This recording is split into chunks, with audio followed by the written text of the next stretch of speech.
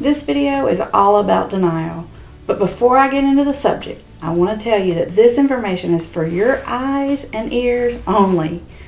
What I mean is, don't take this information that I'm about to give you and try and use it to break through your loved one's denial. I repeat, do not try to use this information to break through your loved one's denial. I just want you to understand the issue so you know exactly what you're dealing with.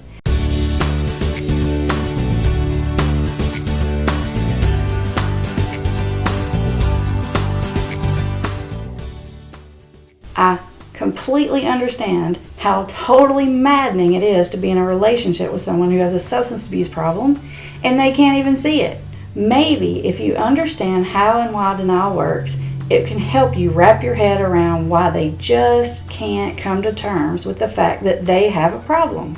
Now in this video, there are 5 key things I want you to understand about denial. Number 1, sometimes denial is a protective defense mechanism, which means you can't just suddenly yank off the blinders because the person's ego can't handle it. On occasion, I've had a client or two who had to watch a video of themselves when they were intoxicated. For example, like if they had gotten a DUI or a family member recorded them. This can be super traumatizing and humiliating. And generally, it's not a good idea to video your loved one and then force them to watch it. You'll most likely just get a bunch of defensiveness. Number 2, alcoholics tend to think about the bad experiences that they've had as isolated events instead of looking at the big picture. You see, you can take any one incident and make an excuse for it. For example, they may say, well, it was Super Bowl. Everyone drinks too much on Super Bowl. Or maybe they blame it on the fact that they were drinking hard liquor that particular night. Have you ever heard the song, Tequila Makes Her Clothes Fall Off? I guess it's kind of true. Any one incident really isn't the end of the world, but when a person has a major pattern of these incidences put together, it's a big clue and they can't see it. The third reason that sometimes they can't see it is because they feel like they've cut back on their drinking or using, or they're referred to a time when they stopped drinking or using in the past. Many times alcoholics stop drinking to prove that they don't have a problem. Well, guess what? Only addicts and alcoholics stop to prove that they don't have a problem. Regular people don't do that. Plus, if you'll remember in an earlier video, I talked to you about the fact that they often can stop for periods of time.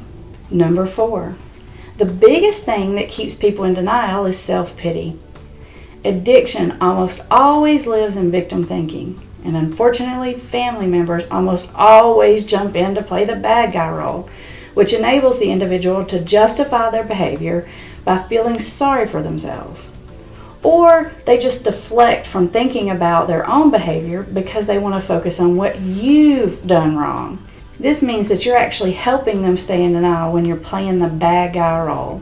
A lot of the rest of this course is designed to help you get out of that bad guy role.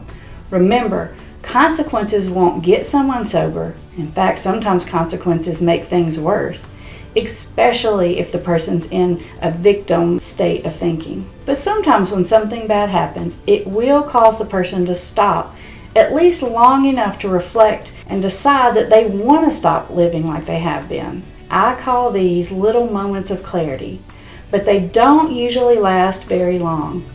It's important to know exactly what to do when you see one of these, and in a later video, I'll teach you what these moments of clarity look like and what to do when you see them.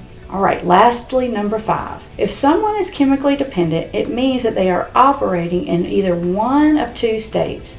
They're either intoxicated or they're in withdrawal. Both states alter the perception of reality. You can clearly see that if someone's high, they're not living in the same reality as the rest of us. And if they're in withdrawal, they're filtering the world through a ton of anxiety, and they're possibly even feeling physically sick, which definitely distorts the way they're viewing the world. In the later stages of addiction, the person is pretty delusional because of this scenario. The reason you can't agree with them on the issue is because they have a totally different point of view than you. Their memories and their feelings around this issue are completely distorted. Okay, now this is an extra word about denial when it comes to alcoholism. Alcohol and other depressant drugs pose a particular problem related to denial because people on alcohol and drugs like Xanax, Klonopin, Valium, sleeping pills often get into blackout states. Now, a blackout is different than passing out. A blackout is when a person is awake, walking, talking, and sometimes even driving, but they aren't really checked in. It's like they're on autopilot.